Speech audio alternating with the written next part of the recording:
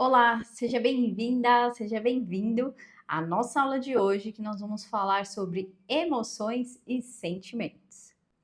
Bem, mas o que são emoções? Emoções são reações fisiológicas que nós não controlamos.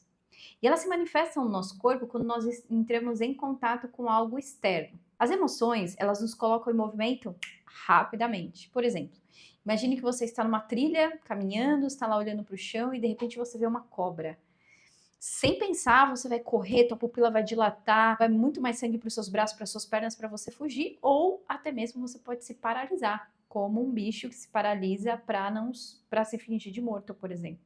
Portanto, quando nós vemos algo ameaçador, que nos parece ameaçador, nosso corpo ele tem a intenção de correr, de lutar, de fugir, sem você pensar. Então, essas emoções, elas não estão diretamente ligadas com o racional, né, com a mente racional, mas sim com o irracional.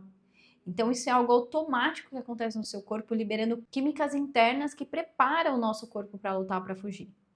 Ou até mesmo, como eu falei, elas podem nos paralisar, né, como um animal que se finge de morto. Então, nós podemos dizer que as emoções são algo corporal.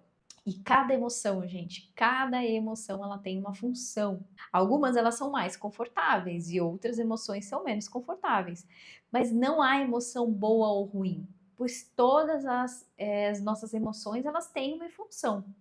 E quem diz isso é a estudiosa psicóloga Ediane Ribeiro. Inclusive, essa aula é baseada nas falas dela e no trabalho dela. Bem, mas se toda emoção ela tem uma função, por que não aprendemos sobre elas na nossa infância? Por que ninguém ensina pra gente o que a gente vai sentir, como lidar, né, com as nossas emoções? Ao não aprendermos sobre as nossas emoções, ao não aprendermos que cada emoção tem uma função, pensamos que não podemos expressar. Pensamos que muitas vezes nós precisamos nos julgar, bloquear e até mesmo julgamos as pessoas quando elas manifestam as emoções. Quando, por exemplo, você vê alguém expressando uma emoção, geralmente a gente julga negativamente. Né? Julgamos quando alguém está muito triste, falando que a pessoa é meio depressiva, julgamos quando a pessoa está muito feliz, falando, nossa, essa pessoa está muito feliz. Quando alguém demonstra uma raiva, você fala, nossa, mas que cara feia, né? Então, nossas emoções, elas são frequentemente desautorizadas por nós e pelos outros, o que sufoca as emoções. Isso nos leva a uma vida adulta muito anestesiada emocionalmente. A gente não se permite expressar, às vezes nem mesmo a sentir, a gente já quer que passe logo. Então, isso vai fazendo com que a gente precise de doses cada vez maiores para que as nossas emoções sejam ouvidas por nós mesmos. Então, por exemplo, se nós não expressamos a raiva quando ela surge, ela pode crescer em uma intensidade até se tornar uma explosão de ira. O mesmo acontece com medo, que pode evoluir para uma crise de pânico, porque você não ouviu os seus medos. E a tristeza, que pode até mesmo evoluir para um estado depressivo, né? Então, por exemplo, se a minha raiva ela veio nível 10 e eu não ouvi minha raiva, eu fiquei lá arrolhando minha raiva, não posso sentir raiva. Daqui a pouco, ela vai vir nível 20, porque ela tá me sinalizando alguma coisa. Nível 30, quando ela vier nível 50, 60, eu vou explodir numa ira. Mas se eu acolher a minha raiva, eu olho para ela tentando entender o que ela quer me sinalizar, que limite meu foi quebrado, que necessidade minha não foi atendida, aí sim eu consigo sentir a raiva dentro de uma janela de tolerância e entender o que ela quer me sinalizar. Agora vamos falar um pouquinho sobre descarga emocional e regulação emocional? Bem, descarga, o que eu faço? Estou descarregando alguma coisa rapidamente. Na descarga, eu sinto que eu estou com raiva, por exemplo, e eu vou socar o travesseiro, eu vou gritar no travesseiro, eu vou correr no meu quarteirão. Eu descarreguei. Mas o padrão, ele continua o mesmo. Eu posso fazer uma descarga, mas eu vou sentir de novo. Então, o que eu preciso ver é o que essa emoção está me colocando. Ela está cumprindo o papel de me sinalizar o quê? Ela está me comunicando o quê? Por que ela veio? Então, é uma comunicação do nosso corpo. A emoção chega para nós para nos orientar como uma bússola de orientação. Por isso que só descarregar não cumpre a função da emoção. Eu só tô jogando ela fora, ela vai vir de novo, eu não vou entender o que está acontecendo, vou descarregar de novo. Só que isso vai causando alterações que não são muito legais na gente. E por que a gente só descarrega? Porque a gente volta novamente àquela colocação de que nós estamos numa sociedade que desautoriza as nossas emoções. A gente sente algo desconfortável, a gente não quer lidar, a gente já quer pular para fora. Então, o que nos impede de aprender a lidar com as nossas emoções? Nós chegamos a uma vida adulta querendo nos livrar rapidamente delas, de coisas desconfortáveis, porque nós aprendemos que sentir desconforto é errado, né? Portanto, é necessário fazer a nossa lição de casa e entender as nossas emoções. Vamos fazer um breve resuminho de algumas delas agora? A emoção raiva. A raiva é uma emoção de defesa que nos prepara para agir. Então, não necessariamente significa agressão. Então, a raiva ela aumenta a nossa energia, né, para correr, para lutar, por exemplo, para fugir, pois nos prepara para reagir. Mas também a raiva ela pode sinalizar que um limite nosso foi quebrado, né, que a gente não foi respeitado, que um desejo nosso não foi atendido. E o que eu preciso fazer? Eu preciso entender que limite foi quebrado, por exemplo. Na minha casa, estou eu e meu marido, e de repente ele começa a resolver acordar muito cedo, só que ele começa a fazer muito barulho na cozinha, por exemplo. Sendo que eu precisava dormir mais uma horinha.